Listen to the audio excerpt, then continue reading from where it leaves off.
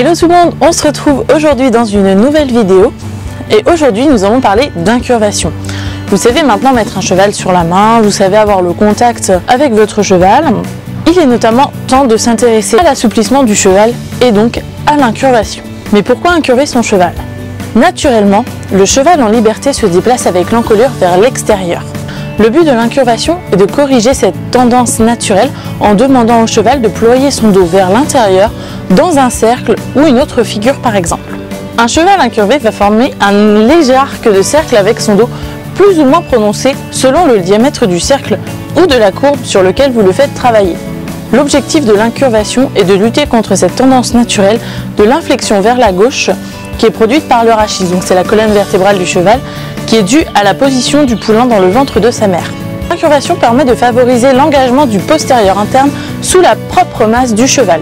Pour reprendre l'exemple du cercle, plus vous travaillez sur un cercle petit, plus l'engagement du postérieur sera prononcé et donc l'abaissement de la hanche plus accentué. Grâce à l'incurvation, vous allez donc améliorer la souplesse, mais également le relâchement musculaire de votre cheval. Le travail consistera donc en la flexion parfaite et harmonieuse de la colonne vertébrale, des oreilles, jusqu'à la queue. En effet, le cheval n'a aucun mal à tordre son encolure tout en laissant la partie du garrot jusqu'à la queue rigide comme une branche. Et donc, vu de dessus, vous avez l'impression que votre cheval est incurvé alors que finalement, il est juste complètement tordu. Vous n'améliorez pas sa souplesse quant à le laisser comme ça et au contraire, vous travaillez dans un mauvais sens. Mais alors, comment incurver son cheval? Si vous avez un cheval jeune et qui débute dans ses exercices, privilégiez le pas. Avec cette allure lente et décomposée, vous aurez le temps de vraiment comprendre si votre cheval s'incurve et au pire de corriger les détails. Alors, mode d'emploi, c'est parti. Commencez par vous mettre sur un grand cercle au pas actif. Votre cheval doit garder l'envie de se porter en avant. Avec votre jambe intérieure, vous pressez votre mollet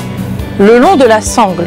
Restez bien le long de la sangle. La réussite et la correction de l'emploi de cette aide est nécessaire pour de nombreux mouvements que vous pourrez exécuter par la suite. Donc privilégiez-la. Vous pouvez imaginer qu'avec votre jambe, vous voulez pousser la sangle vers l'extérieur du cheval ou alors, si vous ne comprenez pas ce que je viens de dire, vous pouvez imaginer qu'avec votre jambe, vous voulez pousser la sangle plus à l'intérieur du cheval. Donc on a vu ce qu'allait faire la jambe intérieure. Vous allez la garder à la sangle et vous allez pousser votre cheval.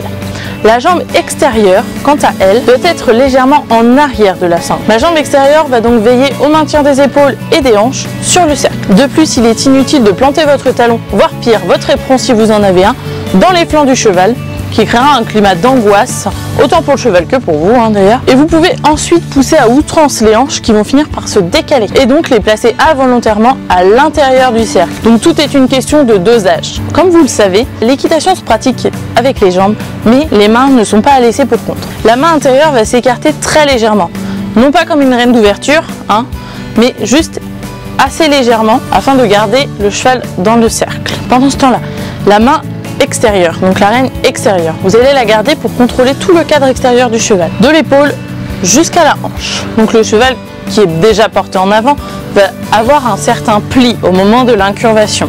Une fois que ce pli est obtenu et stabilisé, la reine extérieure doit s'allonger instantanément et naturellement pour que le cheval vienne se plier un petit peu plus vers votre jambe intérieure. Petit rappel, la reine extérieure est fondamentale car c'est elle qui va gérer tout le cheval, son équilibre, sa direction. Après quelques secondes, si le cheval s'incurve, vous allez sentir qu'il va se relâcher. Le contact avec la reine intérieure va s'alléger grâce au relâchement du dos. Que vous exécutiez un cercle ou une autre figure, les aides seront les mêmes. Commencez par les cercles et une fois que vous êtes à l'aise sur les cercles, essayez de les faire au trot, au galop, variez l'amplitude. Et une fois que vous êtes vraiment à l'aise sur les cercles, dans toutes les allures, vous pouvez passer ensuite à des figures un petit peu plus compliquées comme la serpentine. Et cela va vous permettre de travailler symétriquement votre pli à gauche et votre pli à droite. Pli à gauche, pli à droite, pli à gauche, pli à droite. Voilà, c'est déjà la fin de cette vidéo.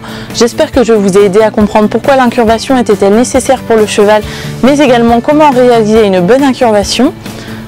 Je vous retrouve donc la semaine prochaine, même heure, même chaîne, pour une autre vidéo. Si vous avez des propositions de vidéos, n'hésitez pas à me les mettre dans les commentaires, je les regarde tous et j'essaie de vous répondre au maximum, enfin le plus rapidement possible. Voilà, donc si vous avez des idées, n'hésitez pas à me les mettre dans les commentaires, je les regarderai et j'essaierai de vous les faire. Voilà, donc si vous avez aimé cette vidéo, n'hésitez pas à me le signifier en mettant un petit pouce bleu. Voilà, donc du coup, je vous laisse, je vous dis à la semaine prochaine et je vous fais plein de gros bisous. Ciao!